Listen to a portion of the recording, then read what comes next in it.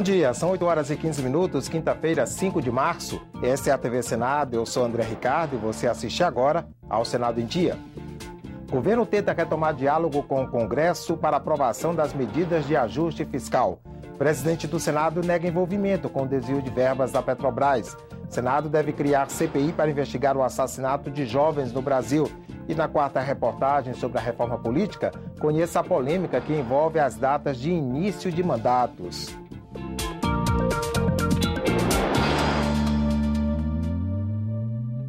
Senadores cobram do Poder Executivo mais diálogo para aprovar as medidas de ajuste fiscal propostas pelo Ministério da Fazenda. O apelo ocorreu depois que o presidente do Congresso Nacional devolveu à presidente Dilma Rousseff uma medida provisória que reduzia a desoneração em vários setores da economia. A matéria agora vai tramitar em regime de urgência, mas como projeto de lei. Não é a primeira vez que uma medida provisória é derrubada pelo plenário do Senado. Em 1989, o então senador José Inácio pediu a devolução da MP 33. A segunda vez foi em 2008. Fica devolvida a medida provisória de número 446 de 2008. A decisão teve como base o regimento do Senado, que permite ao presidente da Casa impugnar proposições que lhe pareçam contrárias à Constituição, às leis ou ao próprio regimento. Ela também revela o desejo de parlamentares de que o Executivo estreite as conversas com o Legislativo. Matérias dessa natureza que implicam na economia direta da vida, da população, na economia do povo brasileiro, em vários setores, influenciam, né, num quadro em que o Brasil está inseguro. E antes de editar essas medidas, converse com o parlamento. E não acontecendo isso, gera a situação que evidentemente não foi a melhor, mas foi a correta. Vai ser necessário que o governo venha, através de seus representantes diversos no Senado, estabeleça o debate na Comissão de Economia para explicar as necessidades dessas medidas e os seus benefícios para a sociedade. Como projeto de lei, as novas alíquotas da desoneração, caso aprovadas, só entram em vigor 90 dias após a promulgação do texto. Já como medida provisória, as mudanças passariam a valer a partir de 1º de junho, levando em conta a sua publicação no Diário Oficial na última sexta-feira. Ou seja, agora vai levar mais tempo para aprovar esse ajuste fiscal e assim garantir ao governo um aumento na arrecadação. O governo, ele abriu mão de 25 bilhões da sua receita e com essa medida ele está querendo recuperar apenas 12, portanto, ainda é uma grande vantagem. É essa discussão que precisa ser feita aqui para que os parlamentares entendam e vejam que nós estamos no caminho certo para promover um ajuste, uma transição para retomarmos o crescimento. O problema é exatamente esse discurso que se usa de que a economia pode estar ameaçada e o contribuinte pagando um remédio de uma doença que ele não contraiu. Quem tem que fazer o dever de casa é o governo, cortando despesas, diminuindo estrutura, para que aquele que trabalha, aquele que produz, não tome um remédio de uma doença que não contraiu. É importante que o governo discuta mais as propostas antes de encaminhá-las e, inclusive, chame, né, os partidos que compõem a base para discutir essas propostas antes de encaminhá-las. Quando se fala em taxar o capital, tem uma reação muito grande aqui no parlamento.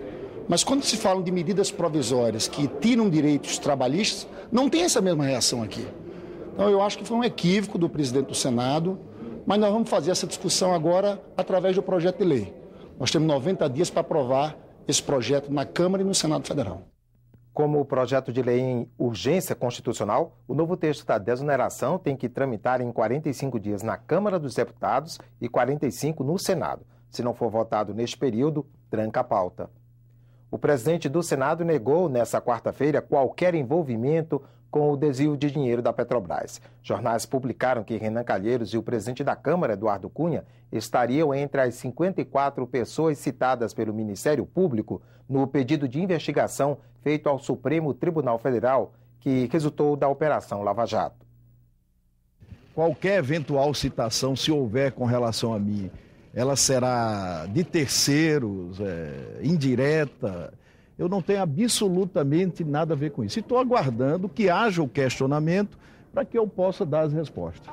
Eu terei resposta para qualquer questionamento, porque absolutamente eu não tenho nada a ver com isso. Empresas que vendam veículos novos ou usados terão de informar ao comprador a existência de multas, taxas e qualquer outro registro que impeça a circulação do veículo. A regra foi aprovada nesta quarta-feira pelo plenário do Senado. Também deverá ser comunicada a regularidade do automóvel junto às autoridades policiais. Quem descumprir a norma vai arcar com os débitos e, no caso da venda de um veículo furtado, terá de devolver o dinheiro pago. O projeto seguiu para a sanção presidencial. O Senado deve ter uma CPI para investigar uma tragédia nacional, o assassinato de jovens, principalmente negros. O pedido de abertura da Comissão Parlamentar de Inquérito já foi lida no plenário.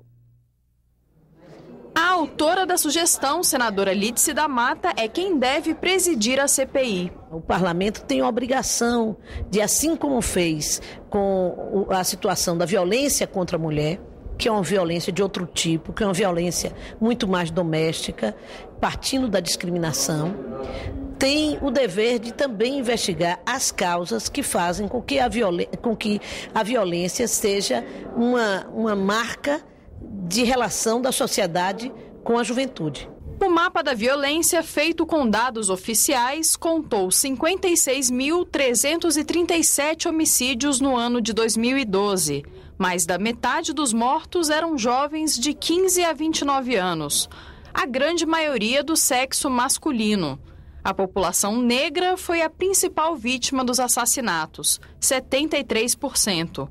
4.603 eram pretos, 36.424 pardos. Demonstra que há, de alguma maneira, um racismo, né, institucional, um racismo permanente na sociedade brasileira, na sua base, que mantém a juventude negra afastada das oportunidades. Não é a primeira vez que o Senado tenta instalar uma CPI com esse tema. Nós apresentamos ela em 2013 para ser instalada em 2014. Houve uma série de imprevistos e ela acabou não sendo instalada. E nós queremos instalar ela agora nesse ano. O senador Paulo Paim, que deve ser o relator da comissão, afirma que, além de apontar as causas dessa realidade, a CPI vai sugerir projetos de lei e também novas políticas públicas. Chamar o Ministério Público, chamar o Ministério da Justiça, chamar a sociedade organizada para debater e investigar. Até porque o lugar de jovem é na escola e não no túmulo. A Comissão de Direitos Humanos faz audiência pública daqui a pouco, às 9 horas, para debater as alterações propostas pelas medidas provisórias 664 e 665 de 2014. As MPs mudam as regras para a concessão de benefícios trabalhistas, como seguro-desemprego, abono salarial e auxílio-doença. E logo mais às 11 da manhã está prevista a sessão extraordinária do plenário do Senado. Os quatro primeiros itens da pauta são propostas de emenda à Constituição. Uma delas é a que prevê coligações eleitorais apenas nas eleições majoritárias. Outra PEC estabelece critérios para a criação de partidos.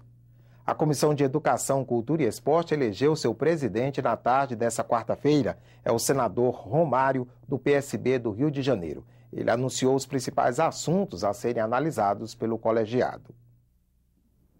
Romário e Fátima Bezerra foram eleitos por aclamação. O presidente da Comissão de Educação, Cultura e Esporte destacou temas que considera prioritários para o colegiado este ano. Entre eles, universalizar a educação básica para alunos com necessidades especiais, debater a adoção da Base Curricular Nacional Comum, aperfeiçoar mecanismos de financiamento do ensino superior, o FIES e ProUni, o financiamento das dívidas dos clubes de futebol, e acompanhar os preparativos para as Olimpíadas e Paraolimpíadas. No discurso de posse, o senador falou sobre o papel do esporte na sociedade. Eu tenho a felicidade de poder usar a minha própria história como exemplo do papel transformador do esporte. Da comunidade Jacarezinho, a presidência dessa comissão, foi o esporte que me deu todas as oportunidades. Existem muitos exemplos como eu, mas existem outros milhares de talentos desperdiçados e vidas perdidas para a violência e as drogas, porque faltou acesso ao esporte. O senador Delcídio do Amaral deve ser o presidente da Comissão de Assuntos Econômicos nos próximos 2 anos. O comando do colegiado cabe ao PT, que escolheu o senador do Mato Grosso do Sul. A senadora Gleisi Hoffmann, que também tinha interesse em presidir a comissão, será indicada vice-presidente da Comissão de Constituição e Justiça. Na divisão entre os partidos, o comando da CCJ e também das comissões de infraestrutura e de assuntos sociais será do PMDB, que ainda não anunciou os nomes. Na quarta reportagem da série sobre reforma política, vamos conhecer as várias propostas que tratam da necessidade de desincompatibilização para os candidatos aos cargos eletivos. Vamos também conhecer a polêmica que envolve as datas de início de mandatos. A data da posse presidencial, por exemplo, já foi alterada 4 vezes e pode mudar novamente. A posse em 1º de janeiro veio com a Constituição de 88, mas por coincidir com as festas de Ano Novo, a data é alvo de várias propostas de emendas constitucionais para ser novamente alterada. Uma delas é de autoria do ex-senador José Sarney e já está pronta para ser votada em plenário.